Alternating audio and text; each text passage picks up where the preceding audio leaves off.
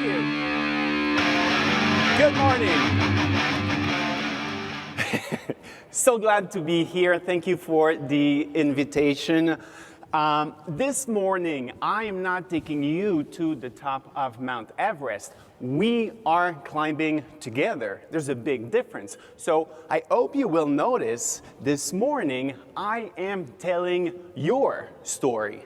Because just like me, 10 years ago, you did set a massive goal. You've been tremendously successful. How much this room has grown is the living proof of that success. And today, you are asking yourself one very powerful question: what's next? So I'll tell you how this feels from an outsider's perspective. Any runners, triathletes, cyclists here in the room? Perfect. So here's my take on this situation. It feels like you decided to sign up for a race, right? So you went online and you found a race and then you committed and you thought you were signing up for a 5K. And it was not a 5K, right? So you got excited, you started to train, and then you got to the starting line. And trust me, I've been there. So the starting line is very excited. And you started to look around, and you noticed that around you, some people seem to be carrying a lot of food. And obviously, it was not a 5K. It was an ultra marathon.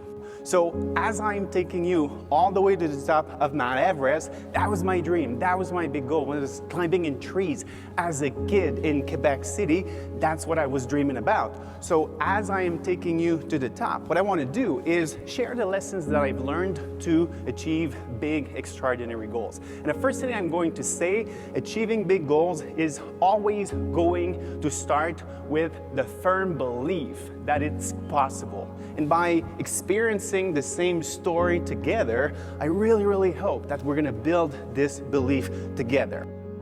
But what did you do? You decided to start the race. And I've been on a lot of starting lines. So the first few kilometers, how does that feel? You feel really good about yourself and you run very fast, way too fast, by the way, and you think you're going to win this thing.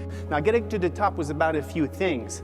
First of all, reason number one why people don't reach the summit or don't come home, that's a little bit sad, so we're not going to go there. It's not because we don't have a plan. It's actually the opposite. So we trained for 10 years. Trust me, we had a plan. So people don't reach the top, people don't come home because they refuse to change the plan, change the strategy when the environment around ourselves starts changing. And God knows that on big peaks, the environment can change quick and it can change often. So speed is also very important. Now, absolutely nothing I have accomplished was an individual success. Everything I have done, it was always about the team, about teamwork, about not so much wanting to be successful, but wanting to contribute, wanting to be part of something great. So building those connections, learning to work together is going to be very important. And then lastly, before we get going, and trust me, we are going to be all in on that climb just in a few seconds. Second reason why people don't come home, what's your best guess? People become obsessed with the summit and we forget the mission, the message, and why it's important. So when we understand why and what it's going to mean, it's always a lot easier to adapt and change a little bit, try and experiment. And this brings us to today. And you've been in this race for weeks and months and years, and it's hard. It's really hard.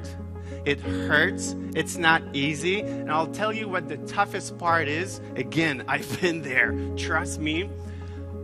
Sometimes it's hard to see where is the finish line.